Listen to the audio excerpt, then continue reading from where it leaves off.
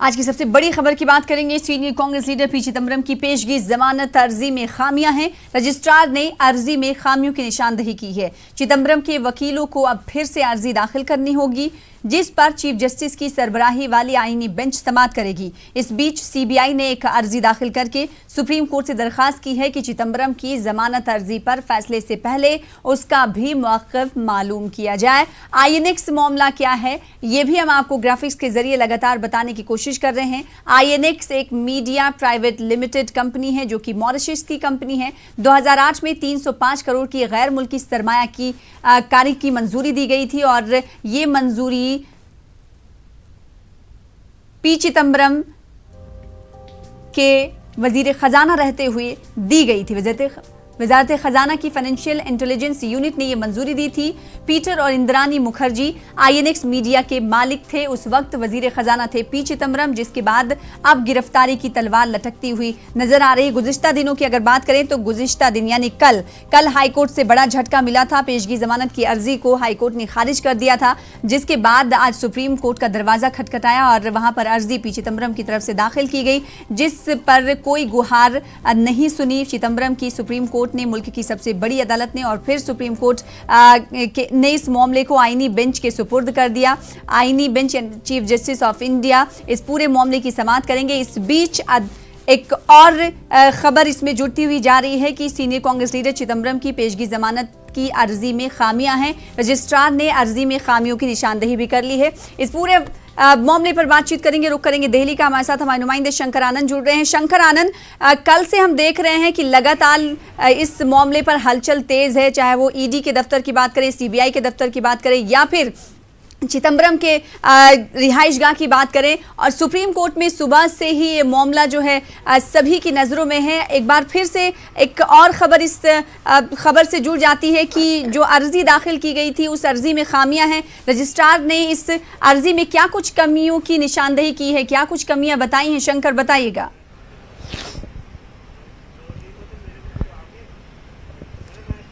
देखिए, इससे पहले मैं सना दो और महत्वपूर्ण जानकारी देना चाहता हूं। जो सुप्रीम कोर्ट का जो मसला है वो तो चल ही रहा है, उस मामले में अभी भी सुनवाई होनी बाकी है और इतना स्पष्ट हो गया है कि जो उनके एप्लीकेशन है उसमें खामियां हैं, जो बाकायदा कोर्ट ने भी इस मामले को नोटिस किया है। दूसरे मसले को बात करें, उनके आवास पे जो जोरबू दिल्ली के जोरबाग स्थित उनका जो बंगला है वहां पर अभी भी सीबीआई की टीम मुस्तैद है और यहाँ तक कि सिर्फ घर के अंदर ही नहीं बल्कि घर के आसपास जो जोरबाग का इलाका, लोधी रोड का इलाका, कई अन्य दूसरे भी जो उनके जो कई करीबी मित्र हैं उनके घर के आसपास में सीबीआई की टीम इस वक्त में भी मौजूद है और जहां जहां उनको ऐसा लग रहा है कि यहाँ पे छुपे होने की संभावना है वहां पर सीबीआई आसपास में नजर में रखी है।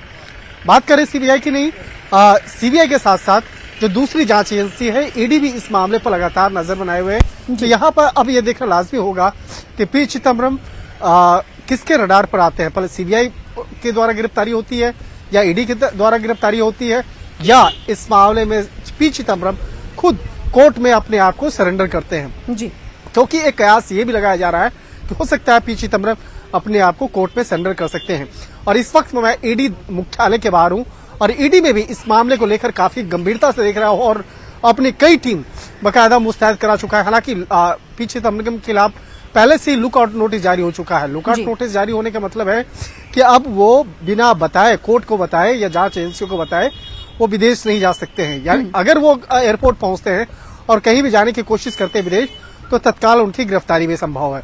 तो अब यहाँ देखना लाजमी होगा कि जिस तरह से कोर्ट से एक फटकार लगी है, कोर्ट से जिस तरह से उनकी याचिका को खारिज किया गया है, पी चिदंबरम की मुश्किलें काफी बढ़ चुकी हैं और इस मामले में हो सकता है कि सीबीआई या ईडी इस मामले में उसको गिरफ्तार भी कर सकती है और नहीं तो तीसरा जो ऑप्शन बचा है सरेंडर करने का, यहाँ पर पी चिदंबरम अपने आप को कोर्ट में सरेंडर भी कर सकते हैं जी। और आप इस वक्त हमारे नुमाइंदे शंकर आनंद ईडी दफ्तर के बाहर मौजूद हैं। जिस तरीके से हम ये देख रहे हैं कि कल से सरगर्म नजर आ रही है जांच एजेंसी, अगर बात सीबीआई की कर लें या ईडी की कर लें, तो लगातार इनकी तरफ से और इनके ओहदेदार जो हैं वो रिहाइशगाह पर, मकान पर भी चिदंबरम के देखे जा रहे हैं। कुछ देर पहले वो वहां पर मौजूद थे, फिर उसके बाद जब पता चला मीडिया को तो वहां से मूवमेंट उन्होंने की। ईडी दफ्तर में क्या कुछ हलचल आप देख पा रहे हैं इस हवाले से?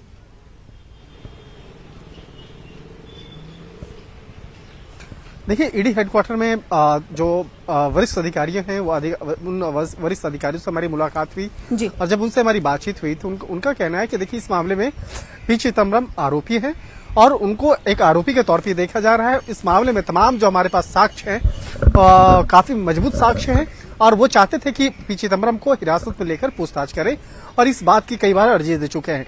लेकिन पी चिदम्बरम हमेशा कोर्ट में जाकर पहले ही अग्रिम जमानत याचिका दायर की और उसके बाद उनको इस मामले में कोर्ट से राहत मिलती गई। लेकिन कल जैसे ही कोर्ट से उनको झटका लगा है तो अब यहाँ पे सीबीआई और ईडी दोनों उनको तलाश रही है। हालांकि कल उनके घर पे जाकर सीबीआई की टीम वहां पे पोस्टर भी चिपका चुकी है उनके आवास के बाहर में कि आपको इतना जल्द से जल्द आपको 2 घंटे के अंदर में आपको जांच एजेंसी के सामने समक्ष खड़ा होना है। लेकिन अभी तक ना अपने आवाज किए हैं ना ही कहीं पे किसी भी जांच एजेंसी के सामने खड़े हुए हैं। तो अब यहाँ देखना लाजमी होगा कि पी चिदम्बरम की जो मुश्किलें हैं किस तरह से बढ़ने वाली है। हालांकि इतना तो स्पष्ट है कि अब जांच एजेंसी चाहे बात सीबीआई की बात करे या ईडी की बात करे दोनों एजेंसी अब लगी हुई है इस मामले में कि जितना जल्द से जल्द उनको गिरफ्तार किया जाए। उसके गिरफ्तारी के बाद उनको कोर्ट में पेश किया जाए। उसके बाद गिरफ्तारी के बाद उनको हिरासत में लेकर आगे की पूछताछ करें। तो अब ईडी की अगर बात करें तो ईडी के इस मामले में पीएमएलए एक्ट के तहत मामला दर्ज किया था जिसमें कि आरोपी के तौर पे उनके पुत्र भी हैं कार्ति चिदम्बरम। हालांकि कार्ति चिदम्बरम के खिलाफ पहले भी कार्रवाई हो चुकी है। स्पेन में उनका जो एक गोल्फ लिंक है वो अटैच किया जा चुका है। उनकी काफी प्रॉपर्टी जो है वो अटैचमेंट हो चुका है। यहाँ तक कि जिस घर में अभी पी चिदम्बरम रहते हैं दिल्ली से जोरबाग आवास वो उसको भी अटैच किया गया। लेकिन उसका आधा हिस्सा वो अटैचमेंट किया गया है ईडी के द्वारा क्योंकि जो घर है उस घर में आधा हिस्सा कार्ति चिदम्बरम की मां नलिनी चिदम्बरम के नाम है और आधा हिस्सा कार्ति चिदम्बरम के नाम है। लिहाजा ईडी ने इस मामले में कार्रवाई करते हुए घर का आधा हिस्सा को अटैच किया और आधे हिस्सा में पी चिदम्बरम भी रहते हैं। तो अब ये देखना लाजमी होगा कि कितना जल्द से जल्द ईडी या सीबीआई के सामने पी चिदम्बरम हाजिर होते हैं, पूछताछ की प्रक्रिया में हिस्सा लेते हैं या वो खुद कोर्ट में सरेंडर करके अपने गिरफ्तारी देते हैं। तो ये जाहिर सी बात ये देखना लाजमी होगा। मुल्क की सबसे बड़ी अदालत इस पूरे मामले पर समाअत कर रही है। आईनी बेंच के पास ये मामला पहुंच गया है। इस बीच शंकर आनंद, जिस तरीके से हम जानते हैं कि ईडी और सीबीआई की तरफ से केवियट पिटीशन भी दाखिल की गई है। सीबीआई और ईडी ने कहा है कि इस पूरे मामले पर अगर समाअत कर रही, सुनवाई कर रही है सुप्रीम कोर्ट तो उनके भी स्टैंड को सुना जाए। ऐसे में सीबीआई और ईडी कोई भी मौका नहीं जाने देना चाहती चिदम्बरम को लेकर।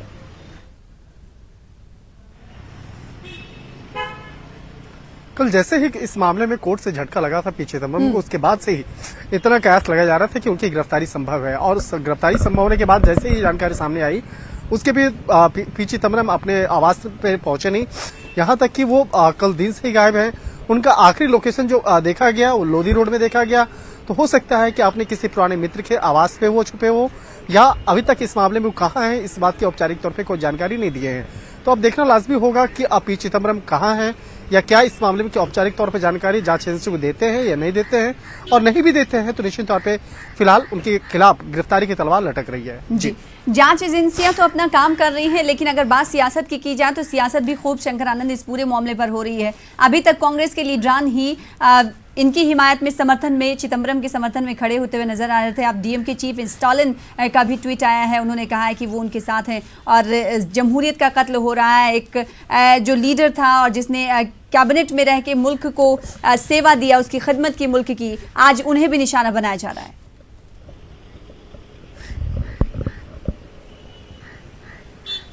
देखिए यहाँ पे मामला कानून का है। यहाँ पर कानून अपने नजरिए से देखती है। यहाँ पर जब इस मामले में सीबीआई और ईडी के जो सूत्रों से हमारी बातचीत हुई उनका कहना था कि देखिए हमारा कानून कानून के नजरिए से मैं देखता हूँ यहाँ पर कानून के सामने में कोई व्यक्ति विशेष नहीं है और जो भी मामला है कानून के नजरिए से हो रहा है। यहाँ तक कि जब मामला कोर्ट में पहुंचा तो वहां पर भी एक आरोपी होता है और उसके खिलाफ जो भी तमाम साक्ष्य हैं कोर्ट में है और कोर्ट के द्वारा उनकी याचिका को खारिज की गई है। यहाँ पर कोई व्यक्तिगत किसी से भावना नहीं है। यहाँ पर जो भी मामला है कोर्ट के सामने है और कोर्ट के द्वारा जब याचिका खारिज की गई, जो अग्रिम जमानत याचिका जब खारिज की गई उसके बाद ये कार्रवाई हो रही है।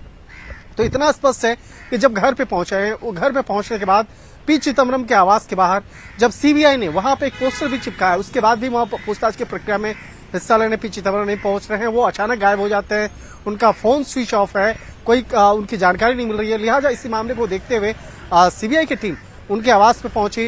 हालांकि ईडी भी इस मामले में तलाश कर रही है कि जितना जल्द से जल्द पूछताछ की प्रक्रिया में हिस्सा ले, लेकिन इतना तो स्पष्ट है कि उनकी गिरफ्तारी की तलवार क्यों उठकी। दरअसल वो ये मामला उस वक्त का है जब पी चिदम्बरम केंद्रीय मंत्री थे और उस वक्त में उनके एक मीडिया हाउस के साथ में एक डील होती है और वो डील होती है जो जिस तरह से वो डील होती है तो उसका पैसा, ऐसा आरोप है कि उसका डील करवाने के एवज में जो पैसा मिला उनके पुत्र कार्ति चिदम्बरम को मिलता है। और कार्ति चिदम्बरम से जब पूछताछ की जाती है तो कोई ठोस जवाब नहीं दे पाते हैं कि ये पैसा कैसे, कहां से उनके पास आया। हालांकि कार्ति चिदम्बरम ने बताया कि ये उनको कंसल्टेंसी के तौर पे ये पैसा उनको मिला है, लेकिन वो फिर बाद में आगे प्रमाणित नहीं कर पाए। तो इतना स्पष्ट है कि ईडी के पास जो भी प्रमाण मिले हैं वो इस तरह से बाकायदा प्रमाण हैं और सीबीआई के पास जो प्रमाण मिले हैं बाकायदा वो स्पष्ट होता है कि पी चिदम्बरम और कार्ति चिदम्बरम के खिलाफ कार्रवाई करने का उनके पास ठोस सबूत है और उसी के आधार पर उन तमाम सबूतों को कोर्ट के सामने रखा गया और उसी के आधार पर ये कार्रवाई हो रही है। और उस कार्रवाई में कार्ति चिदम्बरम पे आरोप लगा कि वो पूछताछ की प्रक्रिया में सहयोग नहीं कर रहे हैं। तो पूछताछ के सहयोग क्यों नहीं कर रहे हैं? पी चिदम्बरम के द्वारा कहा गया कि वो लगातार पूछताछ की प्रक्रिया में जा रहे हैं और जो भी पूछताछ की प्रक्रिया में जब बुलाया गया वो जाते हैं। लेकिन इस मामले में ईडी का कहना था कि पूछताछ की प्रक्रिया में शामिल होने के लिए जरूर आते हैं, लेकिन वो कोई जवाब नहीं देते, ठोस जवाब नहीं देते हैं।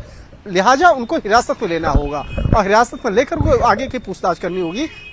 तो इस मामले में गिरफ्तारी की आशंका को देखते हुए पी चिदम्बरम पहले से ही कोर्ट पहुंच जाते हैं और वहां से अग्रिम जमानत याचिका दायर करते हैं और जिसमें उनको फायदा मिलता है और वो पिछले 1 साल से गिरफ्तारी से बचते आ रहे थे। लेकिन कल इस मामले में मामला हाईकोर्ट में था। हाईकोर्ट में वहां से पहले से इस मामले में फैसला को सुरक्षित रखा गया था और कल हाईकोर्ट ने एक बड़ा फैसला सुनाते हुए पी चिदम्बरम की जो याचिका है उसको खारिज किया।